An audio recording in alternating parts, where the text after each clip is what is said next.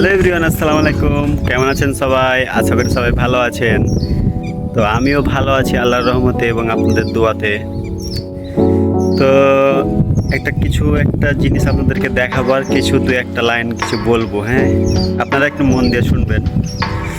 তো আজ থেকে প্রায় আপনার 1 থেকে 1.5 মাস আগে আমি দুইটা চারা বিচি নিয়েছিলাম।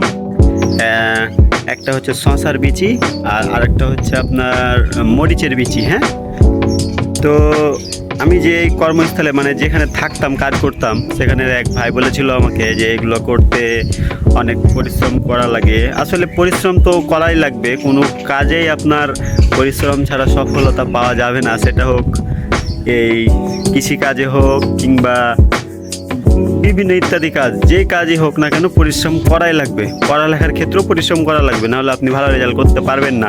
তবে কি ধৈর্য ধরতে হবে, আপনাকে সব কাজে ধৈর্য ধরতে হবে এবং কাজটা সঠিকভাবে করার চেষ্টা করতে হবে। তো আমি আজ থেকে 1.5 মাস আগে মরিচ এবং শশার গাছ নিয়েছিলাম। তো আমি ভাইকে চ্যালেঞ্জ করেছিলাম যে ভাই, আমি এই গাছ দুইটাতে ফলন ফলাবই যেভাবেই হোক। তো আমি আসলে মেলায় পরিশ্রম করেছি, আসলে পরিশ্রমের কোনো বিকল্প নাই। আপনারা দেখেন, এই হলো আমার মরিচের গাছ। যার কাছ থেকে গাছ নিয়েছিলাম সেও বলেছিল যে ছোট গাছে মরিচ ধরবে। এই যে দেখেন, হ্যাঁ, মরিচ এটা কিন্তু আগে ধরেছে আর ফুল কিন্তু অনেক। একটু ভালোভাবে দেখাই আপনাদেরকে। এই যে দেখেন, গাছে কিন্তু প্রচুর পরিমাণের ফুল।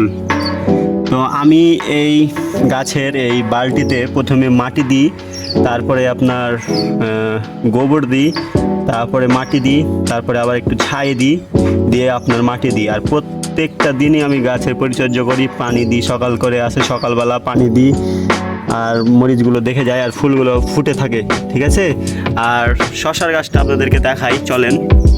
আসলে আপনি এই গাছ বলে না, প্রত্যেকটা কাজই আপনাকে ধৈর্য সহকারে করতে হবে, ধৈর্য ধরে করতে হবে। হ্যাঁ, তো এই যে আমার শশার গাছ, এই শশার গাছটা কিন্তু প্রথমে টপে ছিল, আমি টপ থেকে ট্রান্সফার করে এখানে করেছি।